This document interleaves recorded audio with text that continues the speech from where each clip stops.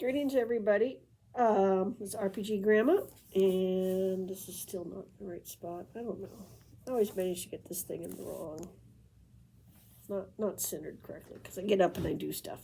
Okay, so all right. Warriors of Mars continued, and the next thing I wanted to talk about was actually in the introduction of the rules as written, basically, and the suggestions on how to learn to play. We did it backwards. We tested the rules out years ago using armies. We just did the mass combat because we're like, let's war game, and we happened to be fans of the Barsoom novels that Edgar Rice Burroughs wrote. So Red Army Clash it was, city state against city state. However, that's not what they suggest you do. So I wanted to touch on that. They suggest that you first learn the individual man-to-man basis of the rules. And then as you build up your figurine collection, then you can create your armies, and then you can move to the mass combat with the armies, and then eventually to the aerial combat, and then integrating it all. Makes a certain amount of financial sense, makes a certain amount of logical sense. But keep in mind that the mass combat rules are a bit different than the individual rules. And it's the individual rules, the man-to-man rules or man-to-animal rules, that actually allow for role-playing opportunities. If you ask me, the majority of the book is army combat, mass combat. However, there are sections that are clearly there just for the purpose of role-playing. So it does have a role-playing side. So, this is one of these books, Warriors of Mars, The Warfare of Barsoom and Miniatures, Rules for Individual and Large-Scale Land and Aerial Conflict is the actual whole title of the game. So I'm just letting you guys know. Straight up, a lot of wargaming possibilities there.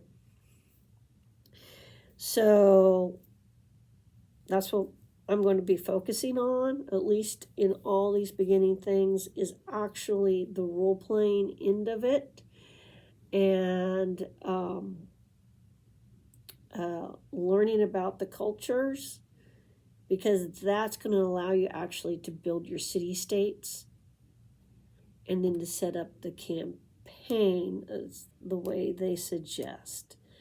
And to the, some folks in the OSR who like to have these more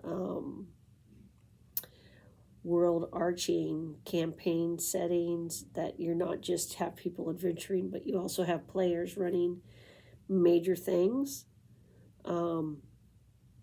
That's in this book, actually. Because I was reading it, and it talks about assigning players to, they get to call the shots for a city-state or for a tribe of green men and stuff like that. And regardless of what their player normally is, their individual little character, or actually being the Jedek, which is like king, okay, and or chieftain of those things, or having a separate character that does that. So we'll look at that stuff when we get to that point. But this game is set up for to do both. I'm just letting you guys know. So that is one of the things I wanted to touch on. Was they suggested you start individual, then build up to the army with your city-state, and then start having the big wars and the big planetary affecting stuff. And you could still run your little individual people. Now there's some things also in the introduction that they mentioned that aren't in the rules but are in the books. And so it'll be up to you, the game master, the referee, to figure out how to introduce those things to the game. You'll have to create the stats for those monsters. You'll have to figure out how that technology is going to work in the game. You will have to figure out the combat rules for some things because they just don't have it. There are a few resources. There's like 1 or 2 articles that I know of that were published either in a strategic review or one of the Dragon magazines. I mean, there isn't a whole lot of extra material before this game got shut down, but I'll try to locate that stuff as well so we can add it to the official canon of the game. Yeah. So there you go, kind of the order, and I'm going to try to follow that order as best I can.